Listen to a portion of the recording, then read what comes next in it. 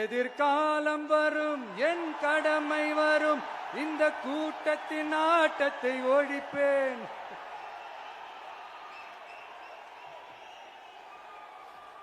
மக்கள் அரசியல் என்ற அந்த சவுக்க கையில் எடுக்கலாமா?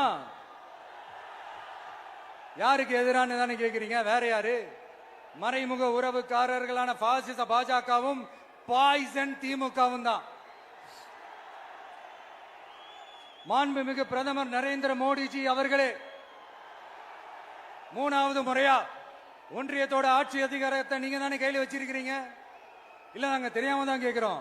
நீங்க ஆட்சிக்கு வந்தது ஒட்டுமொத்த மக்களுக்கும் நல்லது செய்யவா, இல்ல நம்மளுடைய இந்த இஸ்லாமிய நண்பர்களுக்கும் இஸ்லாமிய தோழர்களுக்கும் எதிராக சதி செய்யவா? மக்களுக்கு உங்ககிட்ட கேட்கறதுக்குன்னு ஏராளமான கேள்விகள் இருக்குது. அதனால அவங்க சார்பா அவங்கள ஒருத்தனா அவங்களோட ஒரு உண்மையான ஒரு பிரதிநிதியா உங்ககிட்ட சில கேள்விகள் கேட்கணும். மிஸ்டர் பிரைம் மினிஸ்டர் அவர்களே, நம்ம தமிழ்நாட்டு மீனவர்கள் கிட்டத்தட்ட ஒரு 800 பேருக்கு மேல இலங்கை கடற்படையால தாக்கி அழிக்கப்பட்டிருக்கிறாங்க. அதை கண்டிக்கிறதுக்காக உங்களை பெருசா எதுவும் செய்ய சொல்லல, சின்னதா ஒண்ணே ஒண்ணு மட்டும் செஞ்சு கொடுங்க.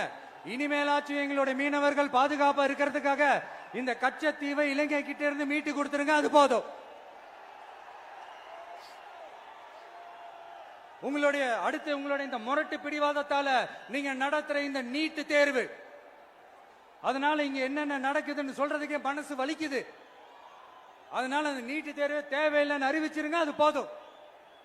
செய்வீர்களா திரு நரேந்திரபாய் தாமோதர் மோடிஜி அவர்களே? எங்களுக்கு என்னென்ன தேவையோ என்னென்ன நல்லதோ அதெல்லாம் செய்ய மாட்டேங்கிறீங்க. ஆனா ஆட்சி அதிகாரத்தை மட்டும் கையில வச்சுக்கிட்டு மக்களை ஏமாத்த நேரடியாக ஒரு பாசிச பாஜக அடிமை கூட்டணி ஒண்ணு. அடுத்து உங்களோட இந்த மைனாரிட்டி ஆட்சியை ஓட்டுறதுக்காக மறைமுகமாக RSS அடிமை குடும்பம்னு இன்னொரு கூட்டணி. இப்படி மக்கள் சக்தியே இல்லாத இந்த ஊழல் கட்சிகளை மிரட்டி அடிபணிய வச்சு 2029 வரைக்கும் சொகுசு பயணம் போயிடலாம்னு திட்டம் தீட்டி வச்சிருக்கிறீங்க. அதானே ஜி? என்ன ஜி?